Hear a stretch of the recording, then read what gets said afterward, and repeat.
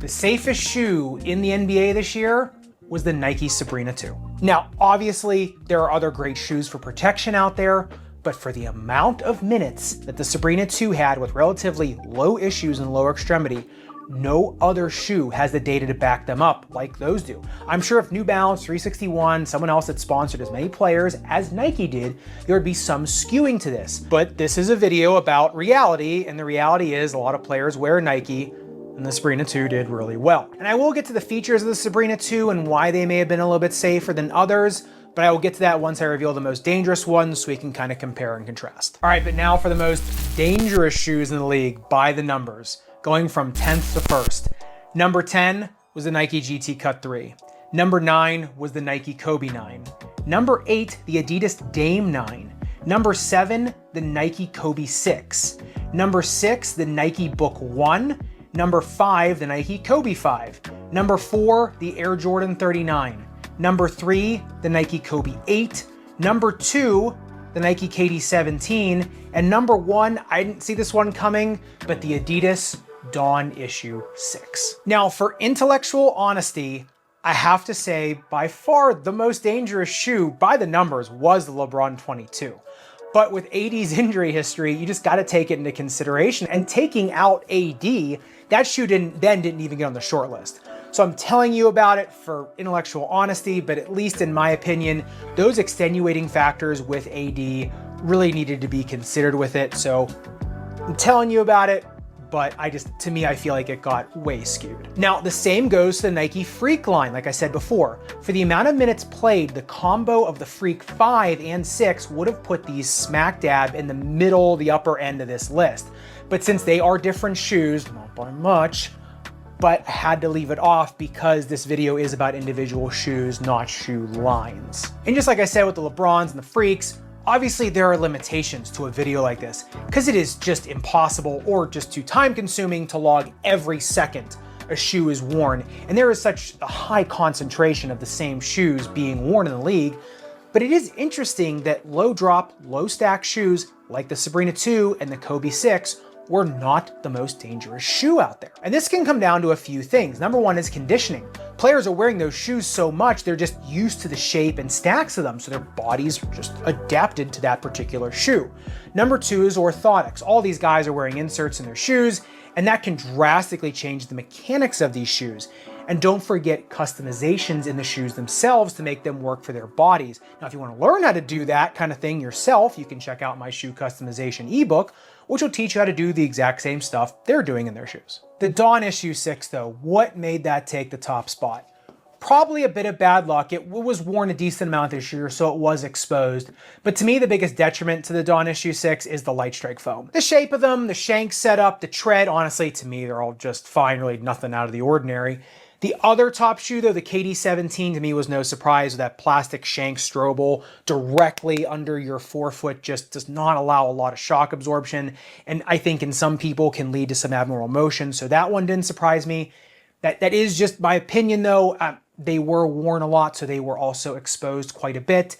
And like I said, orthotics will also help a lot out in a shoe like that. Orthotics will also help a ton out in a shoe like the Dawn Issue 6 because of the light strike. You can kind of, augment the foam right underfoot with an orthotic versus what's actually in the shoe. And like I said, with that shank strobel setup in the KD 17, I actually think that has a ton of potential. I did a video on how they could actually fix that and make it pretty cool. So I think if they just iterated it a little bit better, I think it would really be something interesting. Hopefully we will see that on the 19 because the same thing is in the 18. Now, if you contrast the Dawn Issue 6 and the KD 17 with the Sabrina 2, what was the biggest difference? Honestly, in terms of shapes of the shoes, stack height, different things like that, upper materials, wasn't a ton of difference. The flange on the Sabrina 2 is nice and long and I think is good for ankle sprains. It puts you lower to the ground so you do get some more feel and proprioception. So I do think they're good for ankle sprainers. But I think the biggest difference is the Cushlon in the Sabrina 2 versus the light strike in the Dawn Issue 6 versus the plastic piece right in the forefoot of the KD 17. I think that Cushlon does have a pretty good combination of structure, ground feel, and just protection, right? Because it has a shank in it too. So I think throwing an orthotic in on top of the Cushion and the Sabrina 2 plus the flange on it, like I said, it's nothing special. It's nothing earth-shattering technologically, right? I think it's just enough that it allows that shoe to just have it does a lot of really good things for basketball-specific footwork, specifically how basketball is being played right now. Like I said, yeah, the Sabrina 2 does not have a very high stack of foam, and you would think with all the Achilles ruptures that happened this year, just remember though, shape, stack, height, and everything else, you know, if your body gets used to it, if you prepare your body to be in a shoe like that, you know, it doesn't automatically mean you're gonna rupture an Achilles. But I think the biggest takeaway from this is that so many different shoes were involved with so many different injuries this year. Even shoes, I gushed on and on about how great they were for injured players, which just shows you the biggest factor in injuries is your own body and your own preparation and recovery. But if I had to tie this video up in a bow and make a conclusion about this, do I think the Dawn Issue 6 is this dangerous shoe or the most dangerous shoe? No. Do I think the Sabrina 2 has some magical power in it that stops people from getting injured? No. I think that it is interesting to see the numbers and which shoes were associated with which injuries for sure. I do think there are much worse shoes out there. People just don't wear them, right? Like a lot of these shoes get weeded out because people just won't wear them on court, right? And so obviously shoes that get worn more are gonna get injured more. I mean, it is interesting though, the Kobe 6 for how much it was worn wasn't all that bad, to be honest. And the Sabrina 2, which is very similar to the Kobe 6, wasn't even registering. So that was interesting. Like I said, I think the conclusion is whatever shoe you are wearing, you should probably stick with it for a season. Get your body used to that shoe. You can see whereas someone wears the Kobe 6 a lot, or the Sabrina 2 a lot, gets their body conditioned to that shoe. That's why I did a whole video about shoe rotations. I'll leave it linked right here. And I think that is a big thing. Get your body conditioned to that shoe. Get your body used to one shoe over.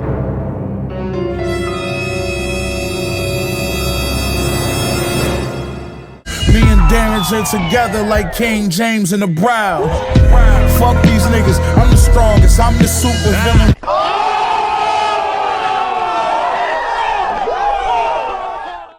Peace. Back with another one of my installment, Sports 101. In that clip, you just heard Foot Dr. Zach giving some information in regard to the most dangerous basketball shoe in the 24-25 season, and also the safest basketball shoe in the 24 and 25 season. What I have noticed, just being, of course, an observer of the sport, it seems like there are a lot more injuries going on nowadays than back in the day. So, and this is also a lane that I'm familiar with due to the fact that I have a master's degree in exercise science with a focus in performance enhancement and injury prevention. So I have trained basketball athletes, also baseball and football. Okay. Very curious to why a lot of these players have gotten injured. My assumption led to a lot of the footwear choices in regard to like ankle and knee and back and things of that nature. I think that it could also be linked to the diet that a lot of these athletes are consuming. So this is very vital information that Dr. Zach put out there, and I really appreciate it just because it's out of curiosity, just been curious about it. What I have noticed is that a lot of these players are wearing more of a mid-top or low-top shoe and not the high-top sneakers. And there is this, I don't know, unwritten rule or this idea that high top sneakers, that the high top material over the ankle was unnecessary. I guess it slows them down, things of that nature. Hey, I don't know. I really don't know. When I played basketball, I played with Charles Barkley's shoe. His very light shoe. I believe it came above the ankle. It might have been more of a mid top than a high top. And the Sabrina 2s seem like they're more of a mid top shoe than the low top cut, I guess. Hey, I don't know, man. Things in sports have changed around. I appreciate the insight here in Dr. Zach's video, because I've just always been curious about it. So this is just my 2 cents added on. Left some jewels in his skull that he could sell if he chose. Look, this is just free advice from me to you. You take it or you throw it away. It don't matter. Like, hype, comment, and subscribe. And if you are enjoying the content and you want to donate to the channel, the link to the Cash App will be in the description of this video. It will also be in the description of the channel.